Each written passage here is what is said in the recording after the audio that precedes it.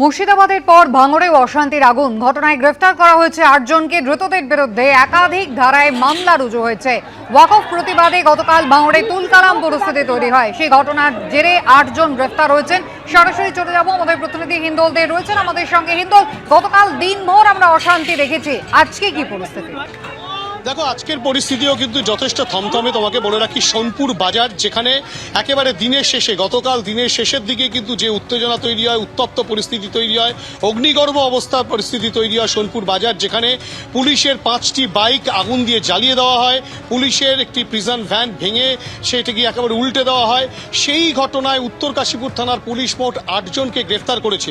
এবং মোট গ্রেফতারের সংখ্যাটা কিন্তু নয়, তার পাশাপাশি চন্দনেশ্বর থানা, যে চন্দনেশ্বর থানার অন্তর্গত বৈরামপুর মোড়, যে বৈরামপুর মোড় থেকে কিন্তু ঘটনার সূত্রপাত। যখন এই যে যারা মিছিল করতে যাচ্ছিলেন, শিয়ালদামুখী যারা ছিলেন, দূর দূরান্ত থেকে যারা যাচ্ছিলেন গাড়িতে করে, তাদেরকে কিন্তু কলকাতা পুলিশের ইস্ট ডিভিশন এবং কলকাতা পুলিশের ভাঙড় ডিভিশনের পুলিশ, তারা বৈরামপুর মোড়, যেটা চন্দনেশ্বর থানার অন্তর্গত, সেখানে তারা আটকে দেন। এবং সেখানে গার্ডরেল দিয়ে আটকে দেওয়ার পর সেখানে বাগবিতণ্ডা, গার্ডরেল ভেঙে এগোনোর চেষ্টা করলে পুলিশকে লক্ষ্য করে রীতিমতো ইটপাটকেল ছোড়ে অবস্থানকারীরা, এবং পুলিশও পাল্টা লাঠিচার্জ করে। সে চিত্র উঠে আসে এবং সেই সময় অগ্নিগর্ভ পরিস্থিতি তৈরি হয়।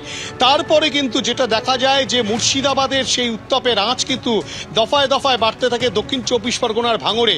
বৈরামপুর মোড়ের পর পাগলারহাট মোড়, সেখানে কিন্তু আবারও অবরোধ হয়। পরবর্তী ক্ষেত্রে বালিগাদার কাছে অবরোধ হয়, ঘটকপুকুর মোড় অবরোধ হয়। সেখানটায় রীতিমতো দমকলের গাড়ি থেকে শুরু করে একাধিক পুলিশের গাড়ি, সেগুলো আটকে যায়। বিধায়ক, ক্যানিং পূর্বের বিধায়ক শওকত মোল্লা, তিনিও ঘটকপুকুর মোড়ের কাছে আটকা পড়ে যান। তিনি গাড়ি থেকে বেরোন না, তার নিরাপত্তা রক্ষীরা তাকে ঘিরে বসেছিলেন। এরকম একটা পরিস্থিতি যখন তৈরি হয়, তারই মাঝে কিন্তু সোনপুর বাজার একেবারে জ্বলছে। সেই সময় পুলিশের একাধিক গাড়িতে আগুন লাগিয়ে দেওয়া হয়, বাইকে, এবং একটি প্রিজন ভ্যানকে ভাঙচুর করা হয়। এই গোটা ঘটনায় পুলিশের সামনে, গোটা ঘটনাটা ঘটার পরেও পুলিশ কিন্তু তা প্রতিহত করতে পারেনি। পরবর্তী ক্ষেত্রে বিশাল সংখ্যক পুলিশ পৌঁছে পরিস্থিতি কিছুটা স্বাভাবিক করে। তারপরেই শুরু হয় ধরপাকড়। এই ধরপাকড়েই উত্তর কাশীপুর থানার পুলিশ মোট 8 জনকে এখনো পর্যন্ত গ্রেফতার করেছে। অগ্নিসংযোগ, ভাঙচুর, সরকারি সম্পত্তি নষ্ট, পুলিশকে মারধর সহ একাধিক ধারায় কিন্তু মামলা রুজু করা হয়েছে, তেমনটাই পুলিশ সূত্রে খবর। তার পাশাপাশি চন্দনেশ্বর থানার পুলিশ, তারা কিন্তু এক ব্যক্তিকে গ্রেফতার করেছে। অর্থাৎ ভাঙড় ডিভিশনে মোট গ্রেফতারির সংখ্যা 9 জন। এই গোটা ঘটনায় গতকালের যে উত্তেজনা ছড়িয়েছিল সেটা, এবং তার পাশাপাশি আরও অনেকে এই ঘটনার সঙ্গে যুক্ত রয়েছে, তাদের খোঁজেও পুলিশ তল্লাশি চালাচ্ছে, তেমনটাই পুলিশ সূত্রে খবর। আজ সকাল থেকে যে চিত্র, সোনপুর বাজারের বিভিন্ন জায়গায় পুলিশ মোতায়েন রয়েছে, ঘটকপুকুরে পুলিশ মোতায়েন রয়েছে, কিন্তু সোনপুর বাজার আজকে সেখানে হাট বসে, কিন্তু ক্রেতার দেখা নেই, বিক্রেতার সংখ্যাও খুব কম। এবং বিক্রেতারাও বলছেন তারা খুব তাড়াতাড়ি দোকানপাট বন্ধ করে চলে যাচ্ছেন, কেননা তারা আতঙ্কের মধ্যে রয়েছেন।